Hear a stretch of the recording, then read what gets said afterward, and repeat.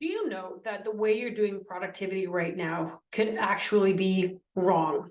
Hear me out. There's 1,000 different ways you can be more productive. But one of the number one reasons I see that people do not do well with their productivity is they lack the ability to prioritize. You can create as much of a list as you want. Everyone has a to-do list. But most people go in some sort of linear fashion, which at some point starts to kind of fail. And then it becomes just like jumping all over the place. And then you're lost and the day is gone. And you're left at the end of the day wondering what the heck you did with your time. There's a very, very simple solution to this. It's not necessarily easy, but it is simple. I'm sure you've seen this before. And I'm totally using like little papers, right? The 2x2 matrix, right? This little bad boy. We've got important across the top and we've got urgent across the bottom. Very simple. I hope that's coming out right. And basically what you do is you rank things based on importance. So importance across the top, at least that's where I put it. And so the most important is kind of at the access point that meets up with urgent, and the most urgent stuff is at the top. At the end of the day, you want no more than one or two things in this top box over here. The most important, most urgent. Only one or two. In urgent and not important, you want this to be a ghost town because you don't ever want to let unimportant things become urgent. Basically, what you want to do is you want to have most of your stuff below the line. If you can keep your tasks below the line here, then you're going to do much better at being in control of your day and so on. Sounds simple. You're like, duh, I've seen these 2x2 matrices before. I heard it's been called the Eisenhower box. Call it whatever you want.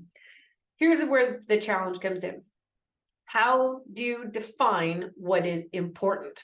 Most people are pretty good with urgent stuff that's due. Okay, no kidding, right? Things you need to respond to quickly. Okay, sounds pretty cool. Where people fail is what is actually important.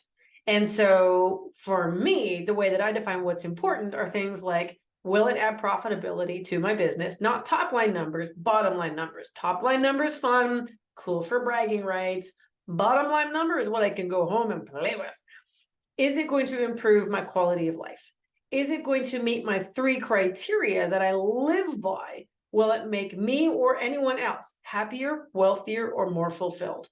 Those things are important to me. And so anything in that category gets really high up on the scale of what's most important. And then things fall off from there. There's things I'd like to do, but you know what? It's really not that important to me. It's just cool. It'd be kind of cool. It'd be neat, but it's not important. It doesn't pass all of the criteria of what actually should go in the important box. So I want to challenge you today to take that to-do list of yours and plot it, right? Number 1, create your criteria. What makes something important to you and what gets deemed to be urgent? Take your list and stick it on here.